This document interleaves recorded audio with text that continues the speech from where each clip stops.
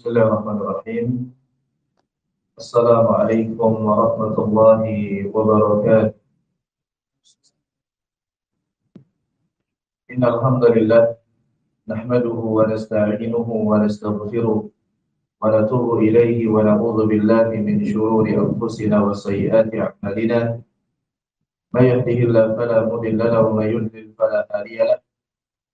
Wa asyhadu an la ilaha illallah wahdahu la syarika lahu wa asyhadu anna Muhammadan 'abduhu wa rasuluh la nabiyya wa la rasula ba'da. Allahumma inna nas'aluka ilman nafi'a wa na'udzu bika min ilmin la yanfa'. Rabbana zidna ilman warzuqna fahma. Amin ya rabbal alamin.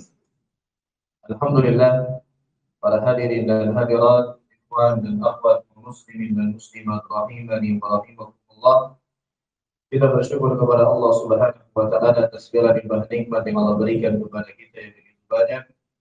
Nikmat yang begitu besar, yang sekiranya kita berusaha menghitungnya, Allah pastikan di dalam Al-Quran kita tidak akan sanggup saking banyaknya. Allah Subhanahu wa taala berfirman, "Wa in ta'uddu ni'matallahi la tuhsuha." Sekiranya kalian menghitung nikmat yang diberikan kepada kalian, maka kalian tidak akan mampu menghitungnya. Kemudian di antara nikmat yang sangat besar yang Allah berikan kepada seorang hamba adalah kemudahan untuk bisa melaksanakan ibadah kepada Allah Subhanahu wa taala. Alhamdulillah, kegiatan rutin kita setiap malam Ahad kita isi dengan kegiatan yang bermanfaat. Yang sebelumnya kita melaksanakan sholat maghrib secara berjamaah yang merupakan kewajiban kita semua. Kemudian dilanjutkan untuk bermajelis ilmu, berpindah dari ibadah yang satu ke ibadah yang lainnya. Ini semuanya merupakan nikmat yang sangat besar. Karena kita tidak bisa sholat, kita tidak bisa mengerjakan kebaikan-kebaikan, kita tidak bisa melakukan ketaatan kepada Allah kecuali Allah yang mudahkan. Maka tatkala kita berada di dalam kebaikan, maka pujilah Allah, bersyukurlah kepada Allah, dan jangan lupa minta kepada Allah agar Allah Subhanahu wa taala memberikan kepada kita yaitu kemudahan untuk bisa istiqamah di dalam kebaikan dan ketaatan kepadanya.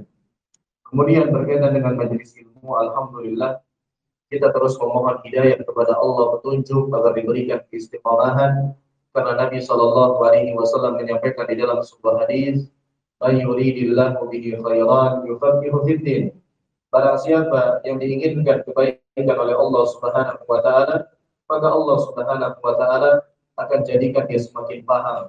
Allah akan bimbing dia kepada pengetahuan agama. Allah akan jadikan pemahamannya kepada agama Islam semakin bertambah. Itu adalah tanda Allah inginkan kebaikan pada diri seseorang. Dan tidak mungkin kita bisa paham, tidak mungkin kita bisa mengerti kecuali dengan belajar. Wa innamal ilmu bitta'allum, sesungguhnya ilmu itu dengan belajar. Maka tatkala kita masih diberikan keistiqamahan di dalam majelis ilmu, istiqamah dan ada kecintaan kepada taman-taman surga dunia, maka alhamdulillah ini adalah nikmat yang sangat luar biasa yang Allah berikan kepada kita, dan banyak di antara umumnya manusia tidak mendapatkan seperti apa yang kita dapatkan. Maka kita yang diberikan nikmat ini bersyukur kepada Allah Subhanahu wa taala. Kemudian salawat beriring salam semoga senantiasa tercurahkan kepada suri tauladan kita, kepada qudwah hasanah kita, kepada baginda Rasulullah sallallahu alaihi wasallam. Jemaah yang dimuliakan Allah Subhanahu wa taala, setelah kita bertemu pada pertemuan yang sebelumnya membahas hadis yang ke-11 dari kitab yang kita kaji yaitu Al-Arba'in An-Nawawiyah, kumpulan-kumpulan hadis yang berjumlah 42 yang dihimpun oleh Al-Imam An-Nawawi rahimahullah ta'ala, yang mana di hadis yang ke-11, hadis yang sangat singkat yang merupakan bukti Nabi Shallallahu Alaihi Wasallam diberikan mukjizat jawami'ul kalim, mampu berbicara, mengucapkan sesuatu yang ringkas lafaznya, tetapi kaya akan kandungan fawaid dan pelajaran-pelajaran di dalamnya. Yang mana di hadis yang ke-11 bersumber dari cucu Nabi Shallallahu Alaihi Wasallam, yaitu Al Hasan, yang merupakan cucu Nabi Shallallahu Alaihi Wasallam dari anaknya Fatimah yang menikah dengan sahabat yang mulia Ali bin Abi Thalib radhiyallahu anhu. Yang mana disebutkan Nabi sallallahu alaihi wasallam bersabda, "Da'ma yaribuka ila ma la yaribuka." Tinggalkanlah apa yang meragukanmu kepada apa yang tidak meragukanmu. Agama Islam menuntut pemeluknya untuk selalu berada di atas keyakinan. Agama Islam selalu menuntut umatnya untuk berada di atas keyakinan. Apa saja yang meragukan kita maka tinggalkan. Apa saja yang menjadikan kita itu ragu-ragu, was-was maka tinggalkan. Nabi Shallallahu Alaihi Wasallam bersabda dengan sabda yang singkat, tinggalkan apa yang meragukanmu kepada apa yang tidak meragukan. Dan kita sudah sebutkan kemarin bahwasanya Imam Ibnu Rajab Al-Hambali rahimahullahu taala mengatakan 3 poin besar pembahasan di dalam hadis tersebut. Yang pertama adalah hendaknya kita meninggalkan segala perkara syubhat di dalam agama. Hendaknya kita meninggalkan segala perkara yang kita itu ragu akan hukumnya, ragu akan kebenarannya, ragu akan kehalalannya.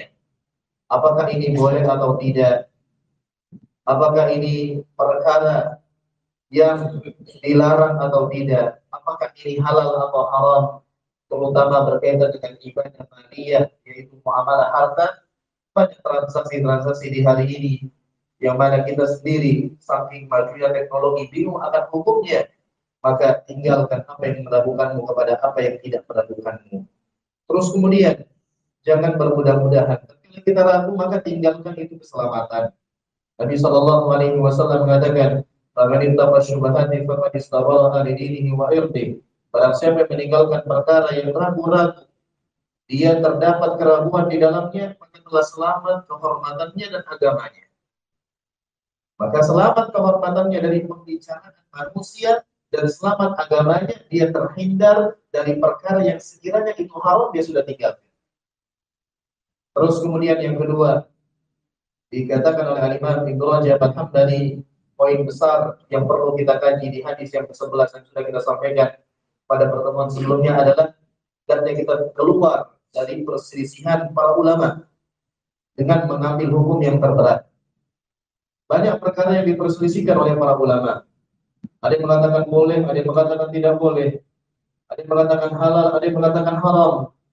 Mereka melakukan itu semua, mengeluarkan ijtihad itu dibangun di atas ilmu. Mereka tahu rinci-rincian dalilnya, sementara kita kebingungan misalnya. Maka keluar dari perselisihan dengan mengambil yang lebih berat, itu jalan keselamatan. Maksudnya apa?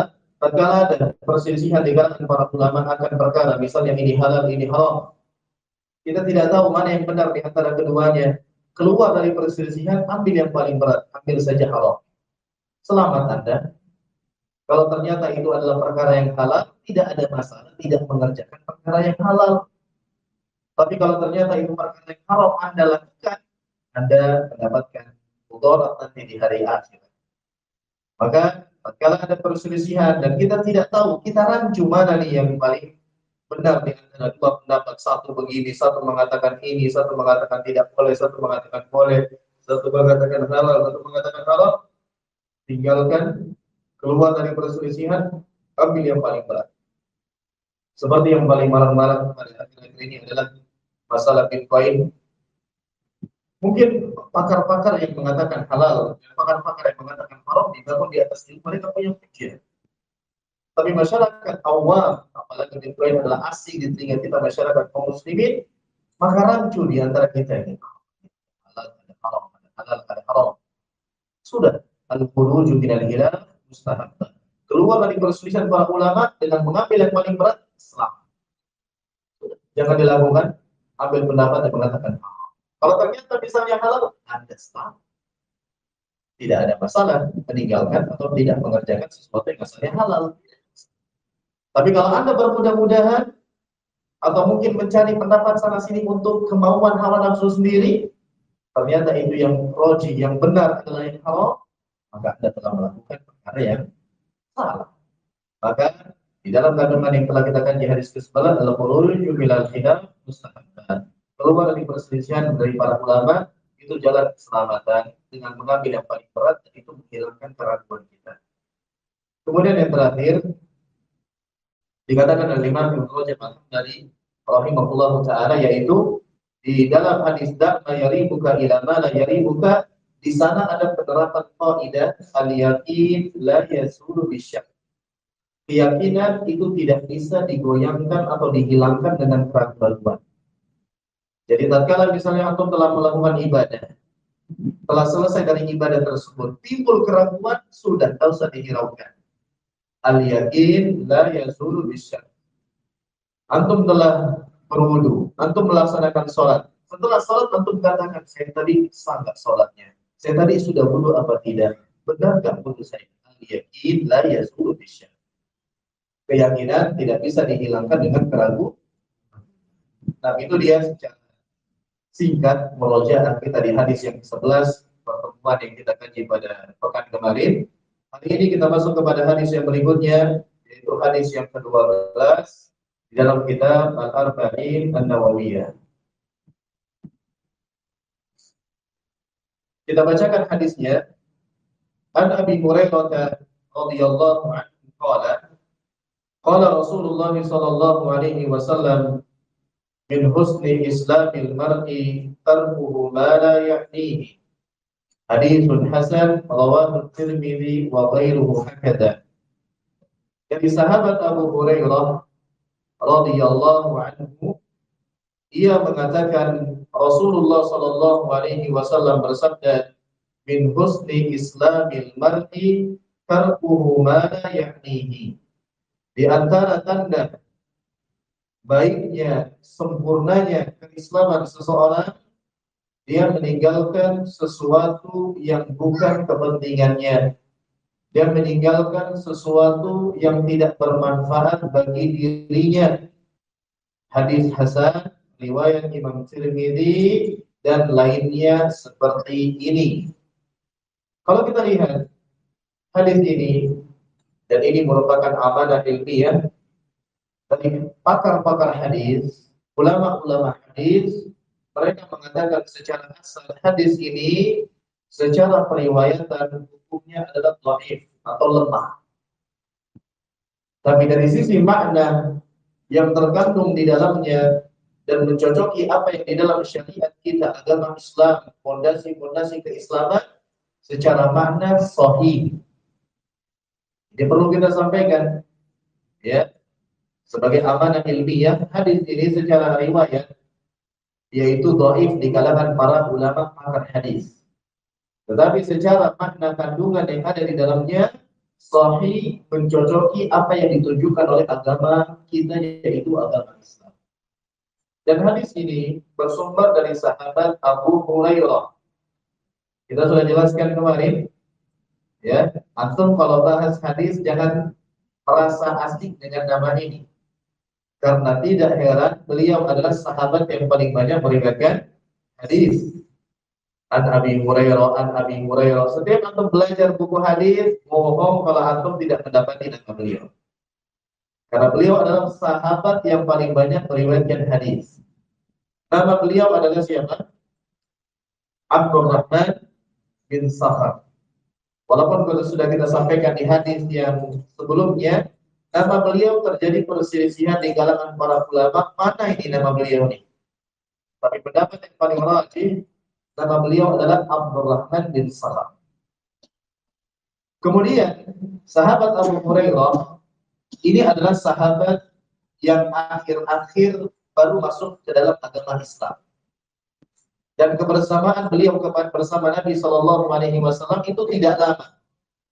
Kalau kita istilahkan dalam waktu yang paling cocok di masa sekarang, seperti orang menyelesaikan S1. Berapa tahun? 4 tahun. Dengan waktu 4 tahun, beliau mendapatkan predikat sahabat yang paling banyak meriwayatkan hadis, mengalahkan sahabat-sahabat yang lebih dulu masuk Islam, mengalahkan Abu Bakar Siddiq, mengalahkan Umar bin Khattab dan yang lainnya. Ya, maka inilah Allah memberikan keutamaannya kepada siapa yang Allah kehendaki. Dan tidak heran karena sahabat Abu Hurairah ini adalah sahabat yang sangat-sangat dalam kemiskinan.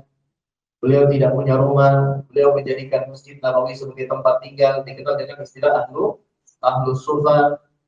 Beliau sering sekali pingsan karena kelaparan, luar biasa. Pingsan karena kelaparan. Kita di zaman sekarang tidak pernah pingsan. Tidak ada yang pernah pingsan karena kelaparan. Tidak bisa gerak karena kekenyangan banyak. Ini sahabat yang luar biasa. Waktunya singkat bersama Nabi, tapi menjadi orang yang paling banyak meriwayatkan hadis. Artinya apa? Keterlambatan kita mendapatkan hidayah bukan alasan untuk maksimal di dalam menuntut ilmu.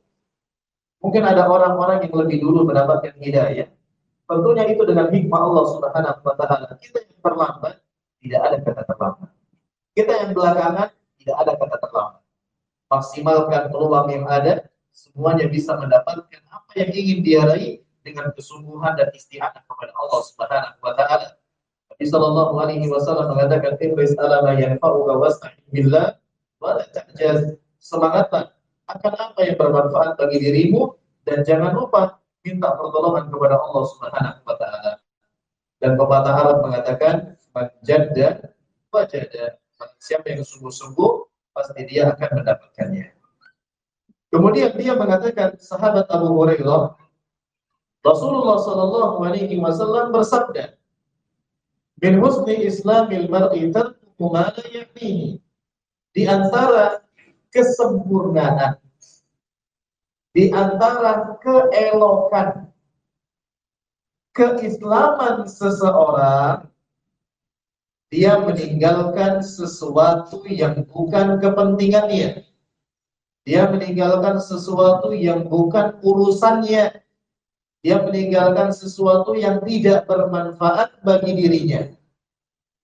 Ingat, tadi saya mengartikan apa? Di antara bentuk kesempurnaan. Berarti ini kalau ternyata ada di antara kaum muslimin yang dia hari-harinya terisi dengan sesuatu yang kurang bermanfaat atau tidak bermanfaat, maka tetap dia dikatakan Islam. Tapi orang Islam yang keislamannya kurang sempurna. Jangan sampai antum melakukan perkara itu sia-sia, kafir, dan seperti itu pemahamannya. Maksud daripada kalimat min ini adalah ya bukan menghilangkan seluruhnya. Ya, jadi di antara kesempurnaan Islam yaitu seseorang meninggalkan sesuatu yang bukan kepentingannya. Kemudian jemaah sekalian yang dimuliakan Allah Subhanahu wa taala, berkaitan dengan hadis ini berkata Imam Abu Dawud rahimahullahu taala, usulus sunan fi kulli fannin arba'a hadits wa dzakara minha hadzal hadits. Bahwasanya ada 4 hadis yang menjadi dasar bagi tiap-tiap perbuatan. Salah satu hadis tersebut adalah hadis ini. Min husni islamil mar'i tarkuhu ma la ya'ni. Jadi secara apa yang beliau sampaikan, bahwasanya di dalam agama Islam ada 4 hadis yang mengumpulkan adab kebaikan-kebaikan. Apa saja hadis tersebut? Yang pertama, hadisnya adalah hadis yang sedang kita kaji ini. Min husni islamil mar'i tarkuhu ma la ya'ni. Kemudian yang kedua, hadis Nabi sallallahu alaihi wasallam bersabda, "Man kana yu'minu billahi wal yawmil akhir falyakul khairan aw liyasmut." Barang siapa yang beriman kepada Allah dan hari akhir, hendaknya dia berkata baik atau dia diam. Kemudian, "Man kana yu'minu billahi wal yawmil akhir falyukrim jarahu." Barang siapa yang beriman kepada Allah dan hari akhir, hendaknya dia memuliakan tetangganya. Maka yu'minu billahi wal yawmil akhir falyukrim dhaifahu. Barang siapa yang beriman kepada Allah dan hari akhir, hendaknya dia memuliakan tamunya. Nanti kita akan sampai di hadis tersebut di hadis yang ke-15. Kemudian yang ketiga adalah hadis Nabi sallallahu alaihi wasallam bersabda, "La tadhab." Datang laki-laki kepada beliau meminta wasiat. Dikenal bagi orang suka marah. La tadhab. Apa arti la tadhab? Jangan marah. Iya. Orang kalau marah-marah, karena dia marah semua sepakat dia tidak lagi baik-baik saja pada saat itu. Kemudian yang terakhir yang keempat hadisnya apa? Al-mu'min la yu'minu ahadukum hatta yuhibba li akhihi ma yuhibbu li nafsi. Tidak dikatakan sempurna keimanan seseorang sampai dia menyukai atau menginginkan untuk saudaranya apa yang dia inginkan untuk dirinya sendiri. Dan keempat hadis ini ada di kitab Al-Arba'in An-Nawawiyah. Insya Allah kita akan sampai kepada empat hadis tersebut. Yang mana empat hadis tersebut dikatakan ya adalah empat hadis yang mengumpulkan adab-adab kebaikan. Salah satunya apa? Hadis yang sedang kita kaji ini min husni islamil mar'i, di antara tanda kesempurnaan Islamnya seseorang tarkuhu ma la yanihi, dia meninggalkan sesuatu yang tidak bermanfaat bagi dirinya.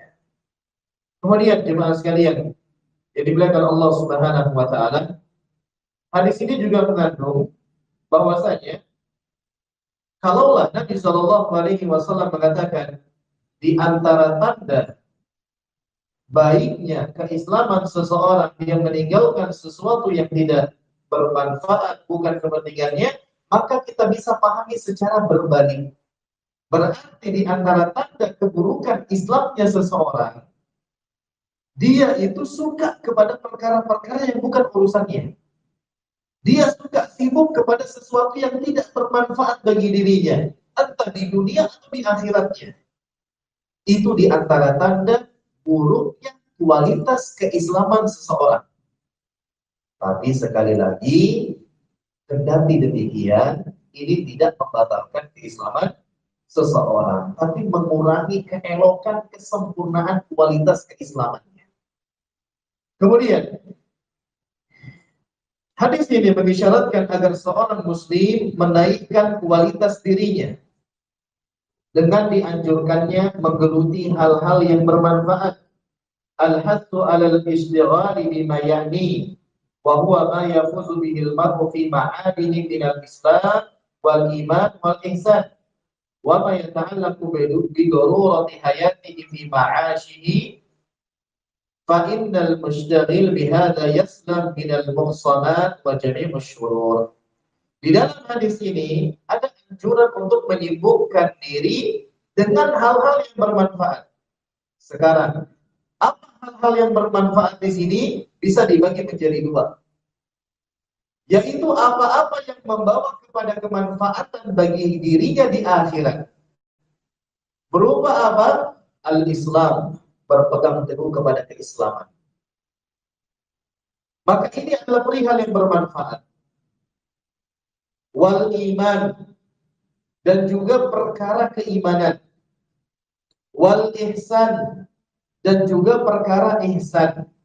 Kita sudah bahas di hadis yang kedua, apabila terkumpul makna Islam dan makna iman di satu penyampaian atau di satu konteks, maka Islam ditafsirkan dengan amalan-amalan zahir dan iman ditafsirkan dengan amalan-amalan batin. Maka apa yang bermanfaat bagi diri seseorang? Pertama, tauhid. Apa inti daripada Islam itu? Yaitu dia bersyahadat la ilaha illallah wa anna muhammadar rasulullah. Apa yang bermanfaat bagi diri seorang muslim? Ittiba'ur rasul, untuk merealisasikan wa anna muhammadan rasulullah, membenarkan apa yang datang dari beliau, menaati perintah beliau, menjauhi larangan beliau, dan yang paling penting la ya'budullah illa bima syara'. Dia tidak beribadah kepada Allah kecuali dengan apa yang datang dari Nabi SAW. Itu bermanfaat. Kemudian mendirikan salat, itu rukun Islam yang kedua. Mendirikan salat itu bermanfaat. Kemudian berpuasa di bulan Ramadan, menunaikan zakat, melaksanakan ibadah haji bagi yang mampu. Maka ini semuanya manfaat yang sangat besar bagi diri pribadi seorang muslim. Hendaknya dia sibuk kepada perkara ini. Apa itu? Keislamannya. Fondasi bangunan Islam hendaknya dia maksimalkan bagaimana dia bisa menghadap kepada Allah dengan fondasi Islam yang lengkap lima-limanya. Kalau ternyata Allah berikan dia ekonomi mungkin yang tidak bisa untuk melaksanakan ibadah haji, tidak ada kewajiban zakat, minimal 3 itu harus lengkap. Tauhidnya oke, sholatnya bagus, puasanya di bulan Ramadan dijaga. Itu perkara yang bermanfaat. Kemudian yang kedua adalah keimanan. Keimanan ditafsirkan dengan apa? Amalan-amalan yang batin. Bagaimana beriman kepada Allah, apa saja poin-poinnya, bagaimana beriman kepada malaikat-malaikat Allah, bagaimana beriman kepada Rasul-Rasul Allah, bagaimana beriman kepada kitab-kitab Allah, bagaimana beriman kepada hari akhir, bagaimana beriman kepada takdir yang baik dan takdir yang buruk. Pelajari itu bermanfaat bagi antum. Ya, bermanfaat bagi antum. Semua perkara keimanan itu bermanfaat. Kemudian yang ketiga adalah ihsan. Kita sudah sampaikan juga ihsan itu ada 2. Yang pertama adalah tingkatan musyahadah. Kemudian yang kedua adalah tingkatan muraqabah. Yang pertama adalah seorang beribadah seakan-akan dia melihat atau merasakan Allah ada di hadapan dia. Maksud melihat di sini bukan dengan mata. Kita tidak akan bisa melihat Allah dengan mata di dunia ini. Dan itu adalah nanti di surga baru bisa. Dan kenikmatan yang paling besar di surga itu bukan surganya. Tetapi apa? An-nadharu ila wajhillahil karim. Melihat kepada wajah Allah yang mulia. Tapi syaratnya apa? Masuk ke dalam surga. Maka lihat di sini, jemaah sekalian dengan Allah Subhanahu wa taala. Bagaimana mungkin antum bisa beribadah seakan-akan Allah Subhanahu wa taala ada di hadapan antum. Antum melihat Allah dengan keilmuan antum, keyakinan antum, dengan rasa pengagungan antum. Ada nggak orang yang bisa beribadah seperti ini? Ada. Siapa mereka? Para nabi dan rasul dan orang-orang yang beriman dengan keimanan yang sangat kuat. Mereka bisa sampai kepada derajat ini. Tapi kalau antum tidak mampu, minimalnya yang kedua. Itu yang sering kita jelaskan dan sering kita dengar di telinga kita, yaitu muraqabah. Hendaknya kita selalu senantiasa merasa diawasi oleh Allah. Dan saya sering buatkan ilustrasi sederhana, tetapi tentunya ini tidak seberapa. Permisalan yang tinggi itu ada di sisi Allah Subhanahu wa taala. Tapi kita katakan orang yang bekerja di sebuah instansi perusahaan misalnya, dia dikontrol 24 jam oleh bosnya, keliling mondar-mandir depan belakangnya. Orang yang bekerja dalam keadaan seperti itu, kerjanya masih top. Kenapa? Dia yakin, dia tahu bosnya, pimpinannya ada di depan dia, mengawasi apa yang dia kerjakan. Tapi kalau ternyata tidak bisa, yang kedua tadi, muraqabah, itu diibaratkan CCTV. Atau bekerja, kemudian ada CCTV yang mengawasi. Perfect apa tidak? Perfect. Tapi pasti ada celah-celahnya atau gagal. Tidak sebaik yang pertama. Itulah kualitas ibadah seseorang. Semakin tinggi ihsannya, semakin bagus ibadah. Kenapa? Dia tahu tidak mungkin dia menghadap kepada Allah dalam keadaan terjelek. Jangankan zahirnya, dia tahu Allah tahu apa yang ada di batinnya. Makanya dikatakan ternyata orang yang sholat banyak yang celaka. Fawailul lil musallin. Di antara tafsirannya apa? Orang sholat tapi tidak khusyuk. Dia sholat hanya gerakan badan. Dia sholat hanya sekedar gerakan semata. Hatinya kemana? Tidak hadir. Bahkan yang na'udzubillah min dzalik, dia sholat, dengan sholat tersebut dia siapkan bisnis dunianya. Saya mau ke sini, planning ini, habis ini ke sini. Dalam sholatnya yang harusnya itu khusyuk waktu untuk Allah, dia malah siapkan urusan untuk dunia di dalam ibadah sholatnya. Dan Allah tahu. Dan kalau orang itu melakukan ihsan, tidak mungkin dia seperti itu. Ya, maka ini yang harus kita kejar. Ihsan ini, kalau kita semakin tinggi ihsan kita, semakin top ibadah kita kepada Allah Subhanahu wa taala. Maka itu semua adalah bermanfaat bagi kita. Terus kemudian bukan hanya untuk agama kita.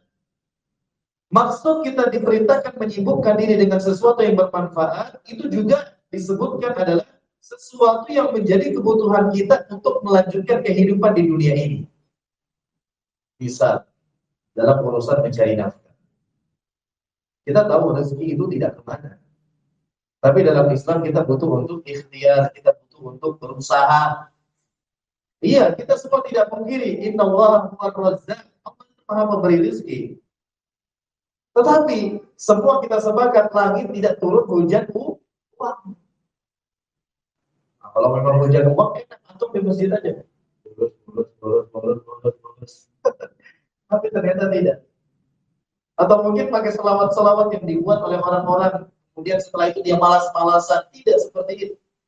Tawakal yang benar adalah yaitu dia menyandarkan kepada Allah rasa tergantungnya dan dia menempuh sebab usaha.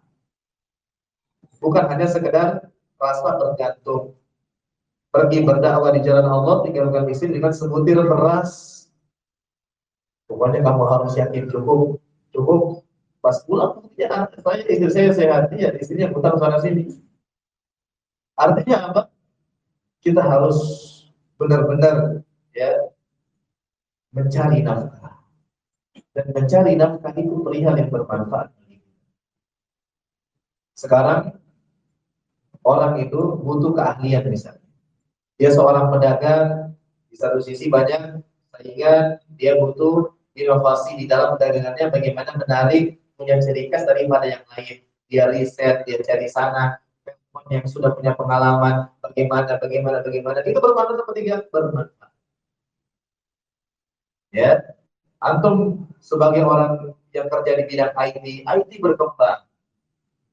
Mungkin yang di zaman 2000-an mungkin hanya kenal Microsoft atau mungkin yang lain-lainnya. Sekarang meluas. Butuh update antum. Belajar ini.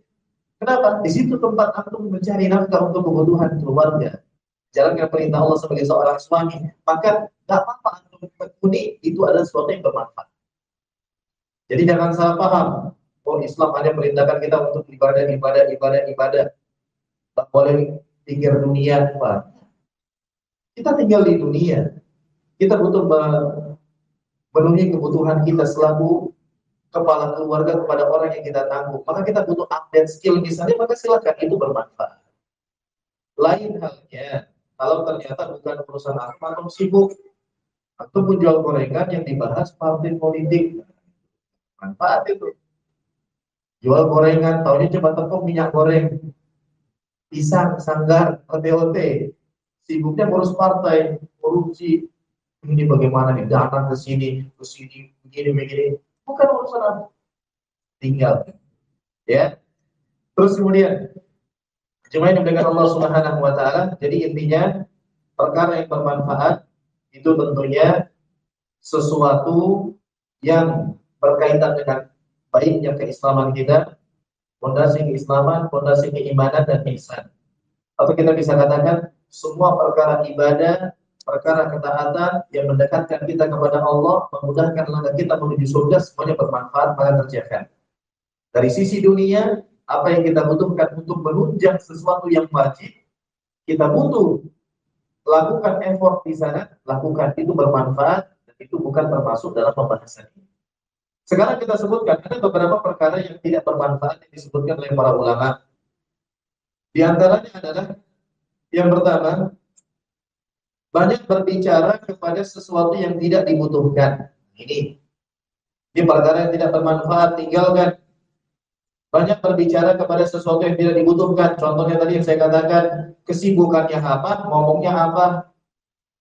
Kemudian juga termasuk di dalamnya menjadi orang yang tidak mudah memfilter info yang masuk. Nabi sudah melarang kita untuk menyampaikan ilah waqala. Oh, katanya begini, katanya begitu, dengar-dengar begini, dengar-dengar begitu, enggak usah.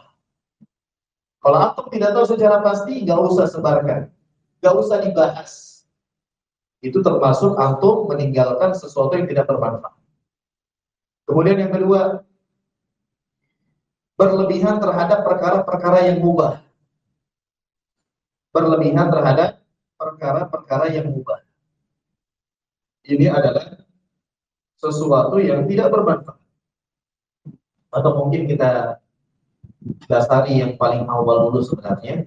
Apa contoh perkara yang tidak bermanfaat? Satu, semua perkara haram pasti tidak bermanfaat.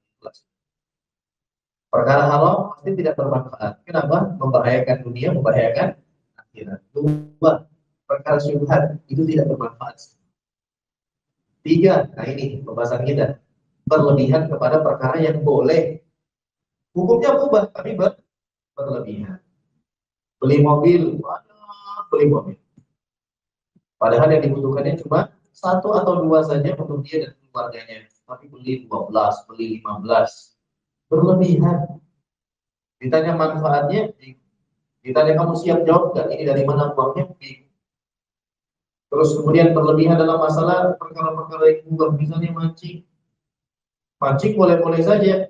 Tapi 24 jam, 10 jamnya untuk mancing. Ini kan berlebihan. Tiap hari lagi.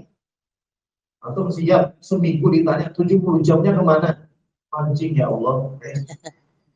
Atau berlebihan ini, cukuplah, refresh lah di akhir pekan mancing, ada masalah.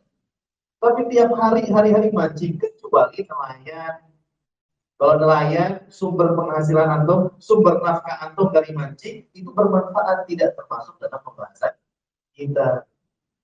Apalagi mancingnya di jembatan, ikannya cuma sekecil-kecil ini, habis dapat dilepas lagi, Allah. Waktu itu berharga. Orang-orang soleh, mereka mengatakan kalau ada yang menjual waktu saya mau beli, mereka kekurangan waktu, kita malah mengatakan ya gitu habiskan waktu. Kemudian yang berikutnya, bertanya tentang keadaan manusia yang khususnya itu tidak ada kepentingan kita di dalamnya.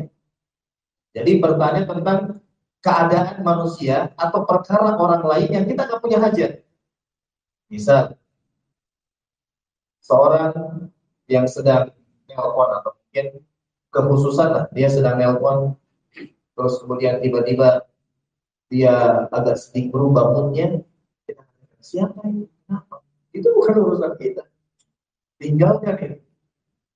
Gak usah kita kepo-kepo seperti itu. Atau mungkin kita tanya, istrimu berapa saudaranya? Istrimu berapa saudaranya? Istrimu anak keberapa? Apa hajat kita ini? Malah, gak ada hajat kita di situ. Kecuali kita punya sedang mencari jodoh ya. Tapi kalau kita sudah berkeluarga masing-masing, terus kemudian sama teman kita, sama kawan kita tanya kepada perkara yang bukan urusan kita, itu tinggalkan, itu nggak bermanfaat. Ya, bertanya apalagi yang sensitif.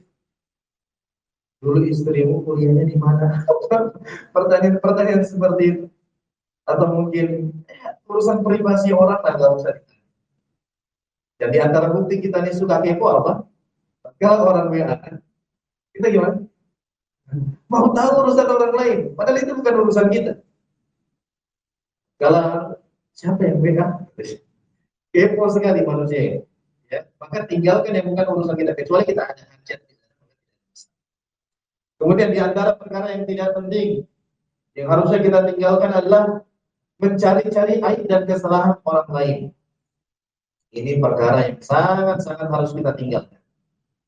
Cari aib orang lain, cari kesalahan orang lain, itu tidak boleh. Ya, padahal adab kita adalah bagaimana kita menutupi aib orang lain, bukan malah menyebarkannya. Nabi Shallallahu Alaihi Wasallam mengatakan, "Man satara musliman, satarallahu lahu fid dunya wal akhirah." Barang siapa yang menutup aib seorang muslim, Allah akan tutup aibnya di dunia dan di akhirat. Ini malah sibuk cari aib orang lain. Stalking, mau tahu urusan perbuatan orang lain. Terus kemudian para perempuan, para wanita juga demikian.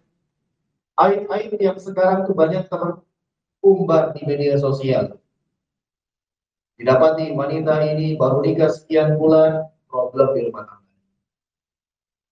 Kita nggak mau tahu, tapi media akhirnya kita tahu, ya sebatas itu saja. Sebagian wanita digeluti, apa sebabnya? Terus kemudian sampai ada yang berkomentar, padahal suaminya kurang apa, bodohnya perempuan itu. Kita tidak mau terjadi di keluarga mereka, terus urusan orang lain.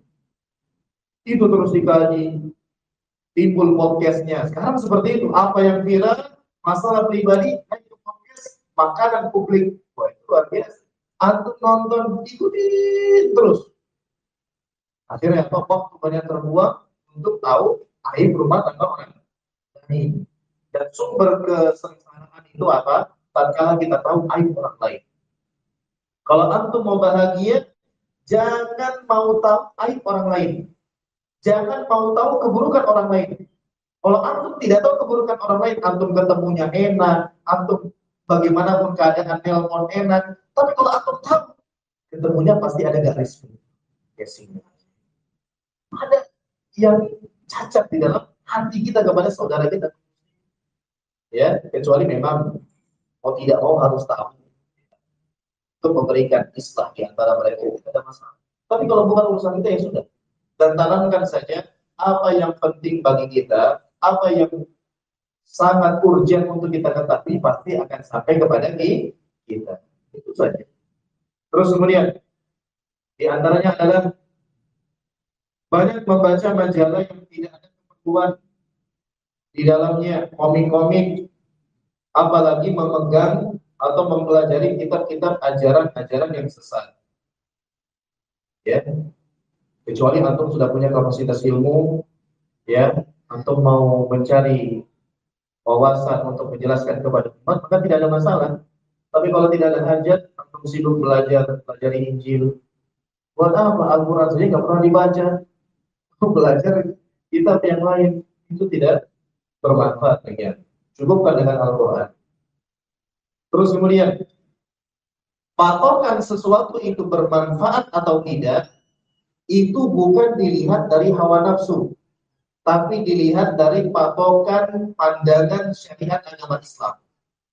Jadi agama Islam yang menentukan, bukan hawa nafsu. Kenapa? Karena di sana ada perkara-perkara yang sebenarnya itu penting bagi kita, tapi kaum muslimin tersebar di masyarakat umum, itu bukan kepentingan Anda. Apa contohnya? Amar ma'ruf nahi munkar.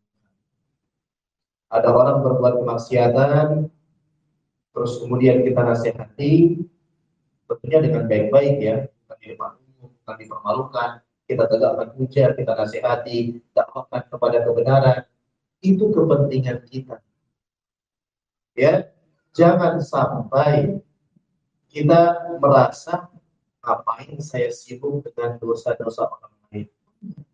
Amar ma'ruf nahi munkar, dengan itulah umat Islam menjadi umat terbaik. Tapi nyatanya di lapangan, kalau kita mendakwakan kebenaran, apa kata mereka? Urus saja dirimu.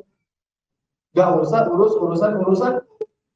Apalagi yang lebih parah, surga. Kita katakan, ini juga urusan kita, urusan saja.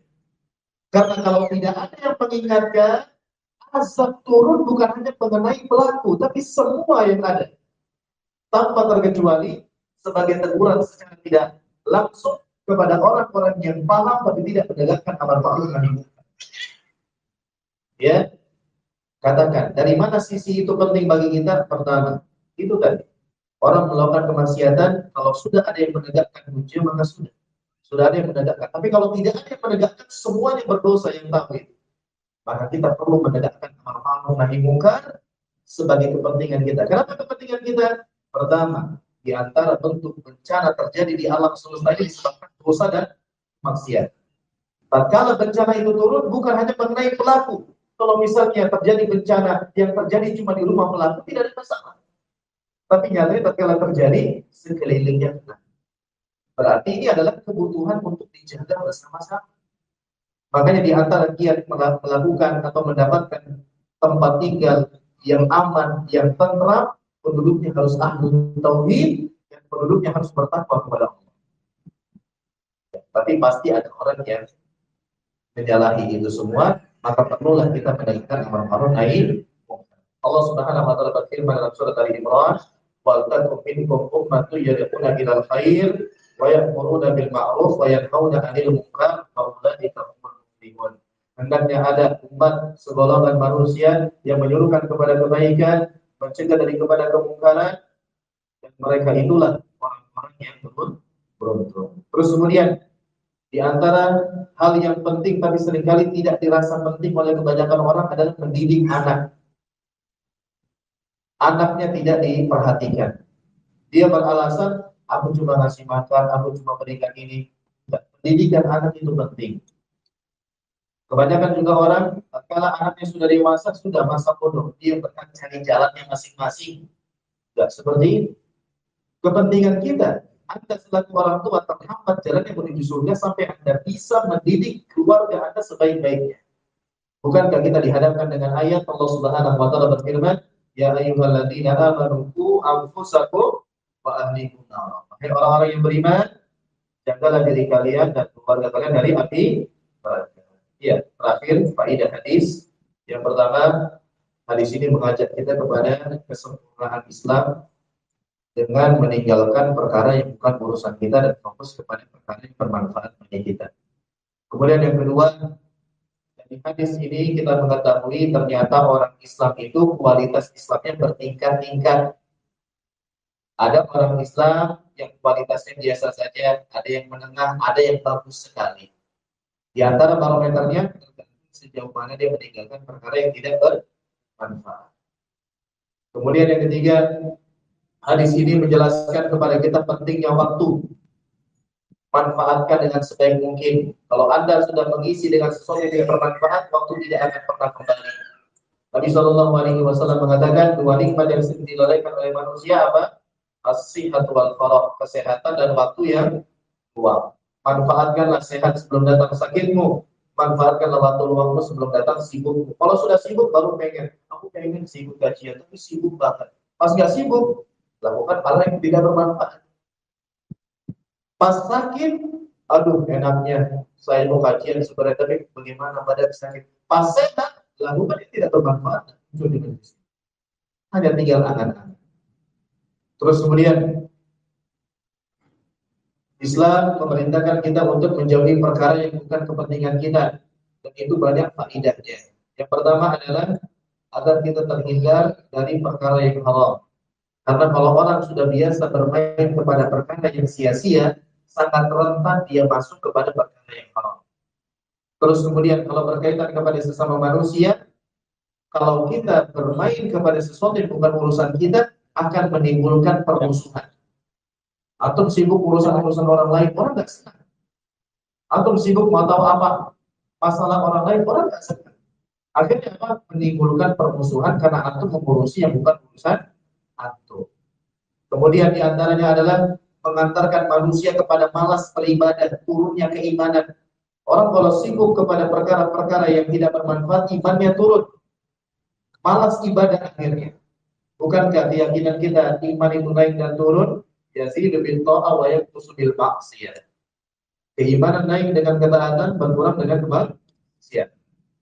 Kemudian orang yang bermain kepada perkara yang bukan urusannya, dia akan terhindar dari perkara yang penting karena terlalu sering sibuk dengan perkara yang lain.